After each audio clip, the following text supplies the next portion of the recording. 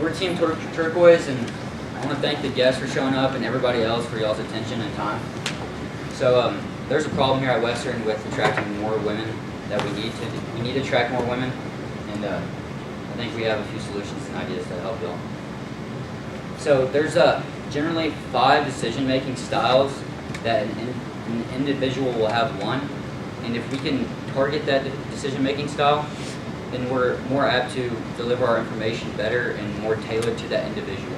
So that's kind of our goal. And when the students come to tour the campus, we would have them fill out a short survey, which would define them into their category of decision-making styles. And then the leader of the tour would be, say, Emily, she's a charismatic. She tested charismatic. They would train her on how to best talk to charismatics as well.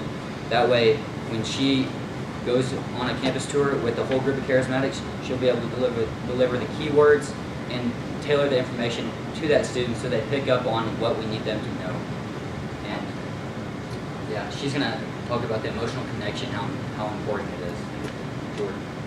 So one of the best ways to help persuade people is to develop a common connection. And this is known as theory of social proof, or more colloquially, peer persuasion. And a way to implement that here on campus would be to have more women communicating with prospective female students, not just in tour guides once they reach campus, but also when having students call prospective students, having women talk to them, sending more female recruiters out to high school campuses to talk to them. Another way to help women feel more connected to Western and more included here on campus would be to use more inclusive language.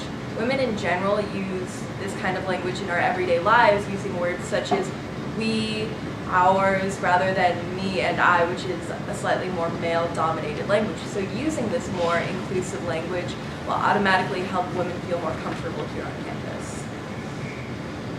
Another way to help do this would be to connect emotionally, and having women talking to prospective female students automatically does this. There are certain experiences that all women have, and that automatically helps them feel connected to the person that they're speaking to and more included here on campus. Finally, we talked about breaking the silence, and that's something that we're already doing here at Western, and it's starting to have these conversations that might be slightly uncomfortable, talking about there are more men here at Western. How do we fix that in a way that doesn't diminish our environment here on campus, but still is inclusive and friendly to females here on campus? Are there any questions? Why do you think Western has historically attracted more men than women? I think part of it is the fact that there already are more men here. That is something that my parents warned me about when I was looking at schools. They were like, do you really want to go to a campus where it's predominantly men? Is that going to be an environment that's right for you? Also, it is a very outdoorsy school, and a lot of the women here on campus are outdoorsy, but they also play sports and don't necessarily get as into the outdoor aspect of it. So maybe emphasizing the activities here on campus that women actually do would be another way to help get women here.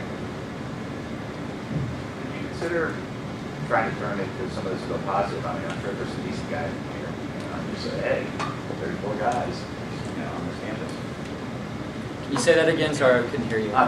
Turning it into a positive that there's, that there's more men. To say, either from the male or female perspective. Yes, sir. Yeah.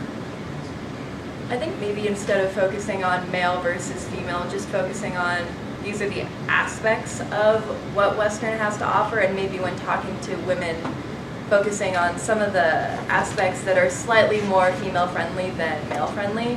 But it also has to do with just gauging who you're talking to.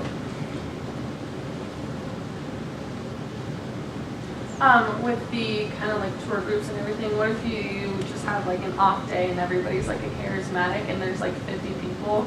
Would you still put those 50 people with the one tour guide, or would you try and get like a different one in? No, we would definitely split it up, because on the sheet that advisor would have, she'd simply have a sheet for all 5 that would just highlight each say the charismatic would take it, the skeptic would take their sheet, just showing them the key points and things that they can remember to reference.